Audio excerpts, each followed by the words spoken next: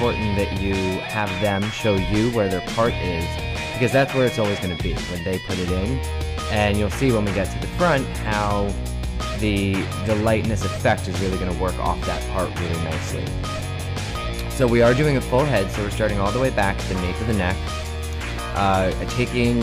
They're horizontal sections, but they're horizontal sections that still kind of follow the round of the head a little bit. I personally am going to be choosing to work side by side as I go up through the back because I want everything to lift pretty evenly. I've chose Paul Mitchell's Synchro Lift here with a 20 volume for the back 2 sections and 30 volume for the front 2. This took me about an hour to do, so it's pretty sped up, so I don't want you to think that I just rocketed through this, because you really do want to take a lot of care when you do this, because it's a service that is really going to showcase what you can do. So for everything below the parietal, I'm taking a little bit wider sections because I would like to add lightness back there, but I still want the dimension of it being a little bit deeper of a blonde. So to achieve that deeper blonde, I'm going to leave more for natural in it. So the sections back here were anywhere from 1.5 to 2 inches wide. I take sections that are about 1 inch thick because as I hand paint this on, I want to make sure that when I press into the hair, I'm not pressing all the way through, which will cause bleeding. To apply this, I have chosen to hold my brush vertically, parallel with the hair. When I've got the product on the tip of my brush, I start around mid-shaft and sweep in a downward motion, but then slowly move up towards the scalp. It's a tip I picked up. It's cool because you want your highlights to be a little bit thicker towards the end and finer as you get up towards the head, because the effect of this is going to be a very natural, almost sunlightened kind of effect. I'm taking these sections a little bit wider again, like I said, because I want her natural to also dance in through there, but I'm pinching the sections down at the end, having each one come to almost a point. So what this effect is going to do, like I said, I want to brighten her overall blonde, so that's going to give her a deeper in the root out to that lighter effect so that it looks like the sun really did do this. Again, we're still below the parietal here, so we're still taking the wider sections. Just keeping in mind, everywhere you put lightener is where there's going to be highlight. So I wanted to be smart about, in case she throws her hair in a ponytail, what you will see along her hairline, because those highlights are going to be right on Front Street. There's no hiding them. This is not like foil work where sometimes you see these and sometimes you see don't. Like, I'm working off of how her hair is naturally falling, so you're going to see every single one of these highlights. Again, mid-shaft, slowly working my way up towards the head. I know it's not slow right now because we sped it up, but in all actuality, you do it slowly enough that you keep control over what you're doing. You don't want lightener flying everywhere. I always get a lot of questions about the consistency of the lightener I like to work with. For something like this, I like to make sure that it is creamy but not too loose. You know, you want it to be able to brush swiftly and smoothly, but not so much that it's going to seep everywhere and start to bleed. There's a good shot where you can see, you want to slowly work it so that the highlight gets smaller as it gets closer to the scalp, because you want control here. I chose to use the Synchro Lift from Paul Mitchell on this one because it's a lightener that doesn't swell. I think that's probably one of the most important things. If you are working with lighteners that have a tendency to swell up as they develop, then that's where you're going to lose that control, and it's going to start to puff up and bleed onto hair that you want lightening to begin with, and then you've sort of lost that seamless, possible sun-lightened effect in the hair. So once I get down towards the end, it really just starts to encompass the entire section that I'm holding in my hand. It's feathered on at the root, and then once those two lines start to come together in that pinched section is when I go ahead and just paint it right through the end. Now that we're above the parietal, we're taking much smaller sections.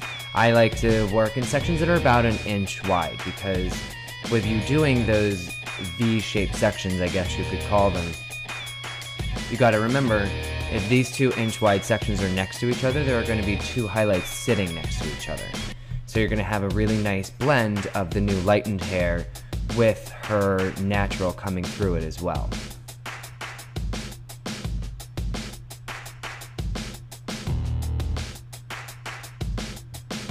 One of the reasons you want to switch to smaller sections once you get above the parietal is because in a natural sun-lightened effect, the hair that's on the top of the head is going to be the lightest.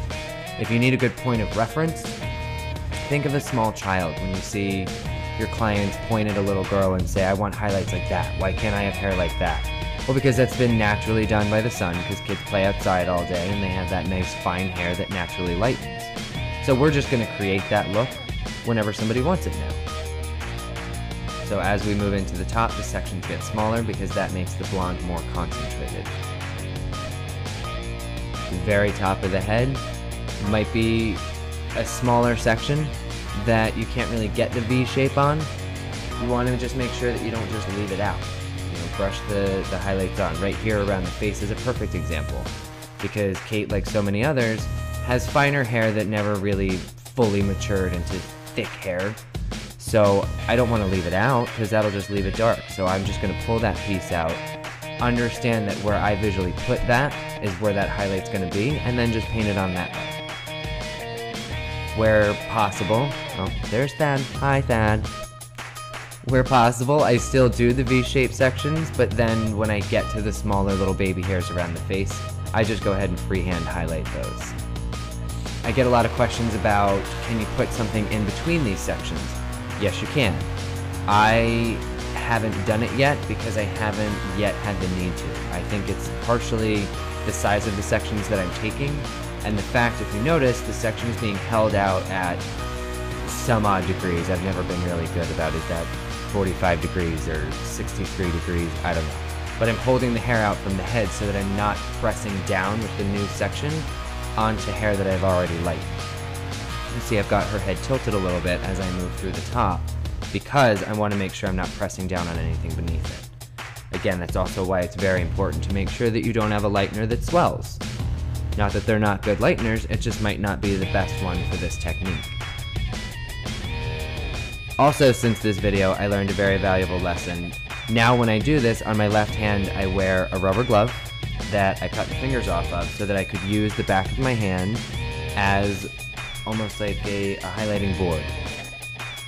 I'd never worked with a highlighting board. I might like it, I've just never used one, so if anyone wants to send me one, I'll try it. But I got a tip actually from YouTube. Somebody said try using the back of your hand so you don't have to wipe on a towel in between every single section, because that does take time. And the back of the hand trick's great, especially when you put a glove on, because then you never have to wipe it off because it never stings. But it does cut out a lot of time not having to wipe your hands off every section, because you really need to make sure that you're working with very clean hands, because you're working in exposed hair here. So if you have lightener all over your hands and go to touch another section, then you're not in control of where that lightener's going. As you see here, now that I'm working on hair that is directly around her face, this is on some people what would be their fringe. For her, she keeps it longer, but this is that hair that she's going to see every single day when she looks in the mirror. So you really want to work and make sure that all the way around the face you keep it nice and light. You can see the highlights there are getting, you know, a little bit thicker, a little stronger. And now that I'm on the part, that's where you really want to focus, because the part is always going to be seen. That's why I said you want them to put their own part in there, because you want to know exactly where that's going to be. Because unlike foil work, we're going to match up the highlights on either side of her part to make sure that they come pretty close to connecting. Because unlike foil work, this is not as strong of a banded effect of lightening. It's much more of a general area of lightening that you get from the hand painting. So having it match up on either side of the part gives it more of a natural, all over blonded look. So that's where you want to just take special care to make sure that you've got really precise, sharp lines following that part.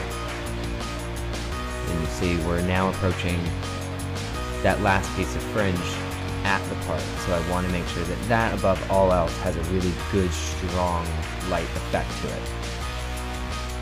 I've had people ask me, why not just go ahead and lighten that whole section?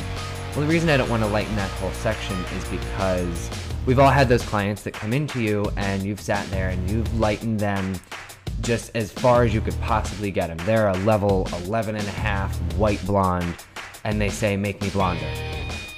Well, you sit there and you think to yourself, how do I do that? The best way to make someone look blonder is to give them some kind of contrast up against it. That's why no matter how blonde someone is, whatever their natural grows in, they always say they have black roots. We know they don't actually grow black hair, it just looks darker because it's up against lightness. So having this natural base of hers come through the blonde that I'm doing is going to make the blonde look blonder and then give her a very natural, no maintenance low light as well. I don't know if I mentioned it yet, so I'll mention it again. I did use a 20 volume developer in the back and a 30 volume up front because I want all of this to process evenly. Otherwise, if I had used 20 all the way through, by the time the front was ready to come down, the back would be significantly lighter, and that's not really a natural effect. So here you can see I'm trying to match up the highlights that I've got because I'm starting with each of these sections and I'm showing a little bit more of her part. So as I'm pulling these, I see where the highlight is on the other side and I try to match it up. There's a good highlight right there and bring it as close as I can get it to the root, and it'll give a really cool dimensional effect that you'll see here in just a second. On the weaker side of the part, I did make my highlights a little bit stronger because I want to try to keep her evenly blonde. So here you go. There was no actual processing time on this. I just watched it until it got to the blondness that I wanted her to be. So you see she was blonde before, but now she's really got a blonde worth stopping traffic for.